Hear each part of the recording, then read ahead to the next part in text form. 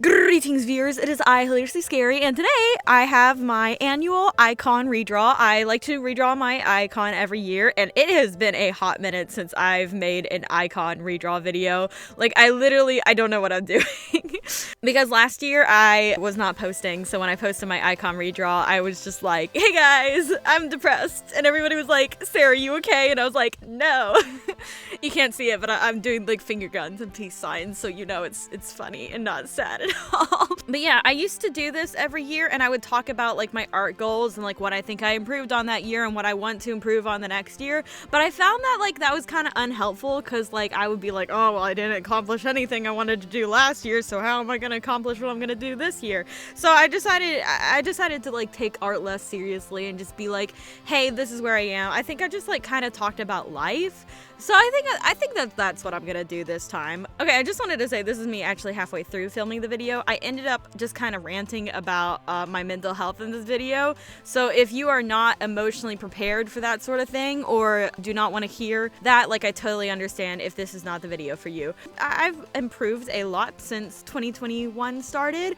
2021's been a rough year. I spent basically half of it in a depressive episode. I would say that it's the worst depressive episode in my life, but that's probably because it was the first depressive episode of my life, and it's kind of scary whenever you get diagnosed with bipolar disorder and you don't really understand what that means or what's gonna happen to you, and then you have a depressive episode and nobody tells you that that's what's happening, and like you don't even know if that was what was happening, because bipolar disorder is special for every person. It's just like bipolar disorder is different for every person, so nobody can like sit you down and be like, hey Sarah, this is what you're experiencing. The only person that knows how my bipolar disorder works is me, but since bipolar disorder develops typically in your early 20s, and it did for me, I don't know what my depressive episodes versus my hypomanic episodes look like, because I have bipolar too. So I don't know if that was genuinely what my depressive episodes look like, and I gotta figure out a way to be a YouTuber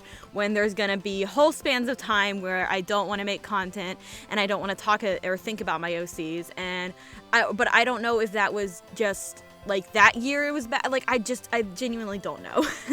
I don't know, maybe it's kind of a warning that if I drop off the face of the earth again, I'll be back.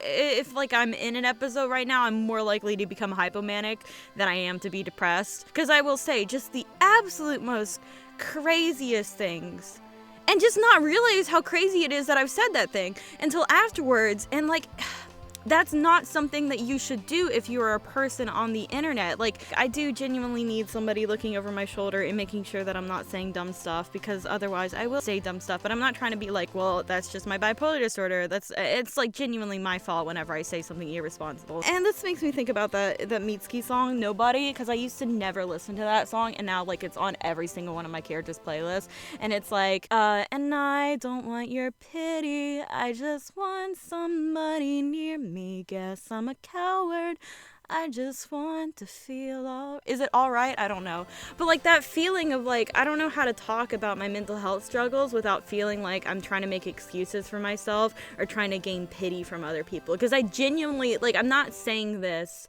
to be all like, please pity me, ooh, please excuse my actions. But it is frustrating because I feel like it's irresponsible of me to try to pretend like I'm perfectly mentally and it makes me scared to post. Like it makes me think like maybe I should just not be on the internet. But like genuinely being on the internet and posting videos and talking about my stories is like, this is like one of my favorite things in the world, and I hate it whenever I'm not able to do this.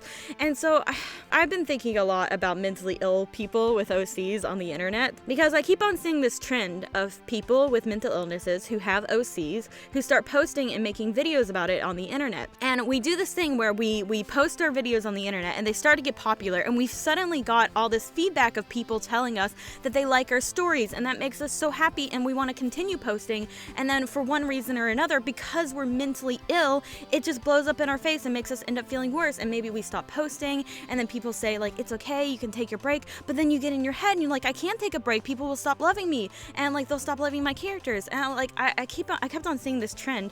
And then one of my OC YouTubers that actually inspired me to create my channel, they stopped posting. I don't want to put out any details, I don't want to put this person on blast, but they came back and they were posting and they were talking. They posted this clip of them when they were like really depressed, and it sounded exactly like me whenever I was depressed and trying to still post because I felt that responsibility. And so I ended up writing this song. I called the song Mentally Ill Bitches with OCs, and it's a song about like kind of like my struggles and also like how I've seen other people's struggles with being mentally ill and talking about your problems online. I wrote this whole song and I ended up like putting so much of myself into the song, and like I could sit here and pretend like, oh, this is just a character that I created and this doesn't represent my feelings at all. And I do think that the person who's singing this song is it's like a character version of myself. There's some lines in there that are like directly from me. Like there's this line that says, tell me how you love my characters, but don't say that you love me. Because that's something that I'm weird about. Like I don't want people saying like, oh, I love you, you're my idol. And it's totally fine if you do say this. Like I'm not gonna hate it. It's just like I would prefer you to be like, I love your characters. I love Philip, I love puzzles, I love Jamie. Like tell me about how much you love my characters. Don't tell me, is that weird? Like I don't know if that's just me. But I put that in the song. But then there's also lines like, I've been posting content since the day I turned 16, which like I was posting content before then, but I just thought that it like went well with the flow of the song to be like, I've been posting content since the day I turned 16. I ended up overlaying, I have these old recordings from like years ago of, well, not years ago, but like the most recent one was from over a year ago now.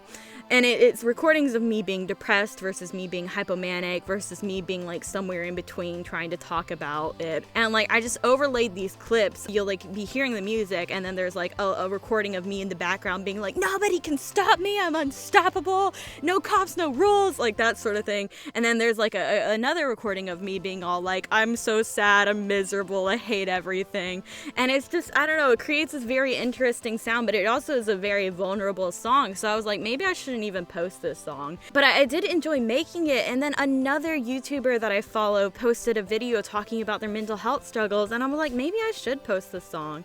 Because I mean, there are a lot of mentally ill people with OCs. There's a lot of us mentally ill bitches with OCs out there. But again, like I get this thing where like the thing about knowing that you're delusional is that you can never know if something is actually a good idea or if you just think something's a good idea. And like, again, I'm not saying this to try to be like, please pity me, please excuse me when I do dumb stuff. If I do dumb stuff, I need to be called out for it and I need to acknowledge it and I need to take responsibility for it. It's just frustrating, I guess. Maybe I'm gonna stop talking about my mental illness now. I changed my pronouns this year. I go by she, it pronouns now, and it's I'm not gonna go into my whole rant about people calling me they. It's just frustrating because people used to use she, her pronouns for me just fine, but then as soon as I added its pronouns to my listing and my pronouns are listed everywhere, people suddenly started calling me they all the time. And if you've called me they before, like, it's totally fine. Honestly, if you don't know somebody's pronouns on the internet, you should call them they because you don't want to assume their gender. It's just frustrating to me personally because there's a reason that my pronouns are not she, they, it. They are specifically she, it. It just feels like people see she, it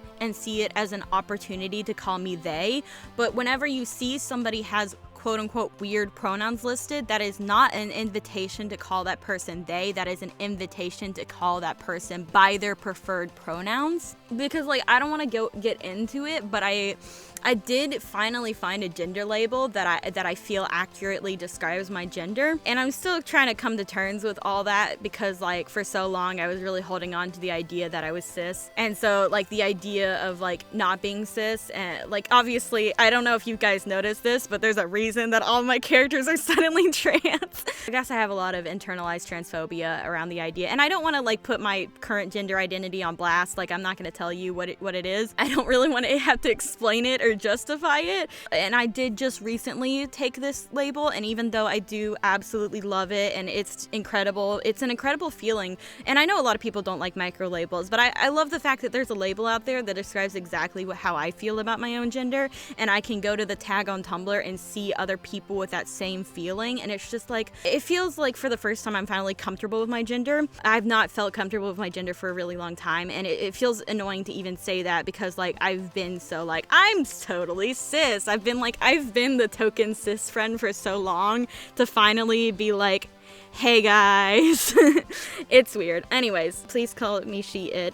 I just sound so depressed. I swear I'm actually happy right now. I am in therapy and we have been talking about getting back on medication, even though I am so terrified because of what happened the last time I was on medication. This is me trying, you know? That Taylor Swift song. Yeah, this is me trying because I want to post content and I don't want to do that thing that I used to do where I'm like, you guys deserve a better creator, because I feel like that's guilt tripping and I don't want to guilt trip you. I just genuinely want to be somebody whose content brings joy and not harm to people. And if I have to be a little bit more careful and spend a little bit more money, then I'm gonna do that. So that's my 2021. Hoping 2022 will be better. And I will see all of you guys there. Bye!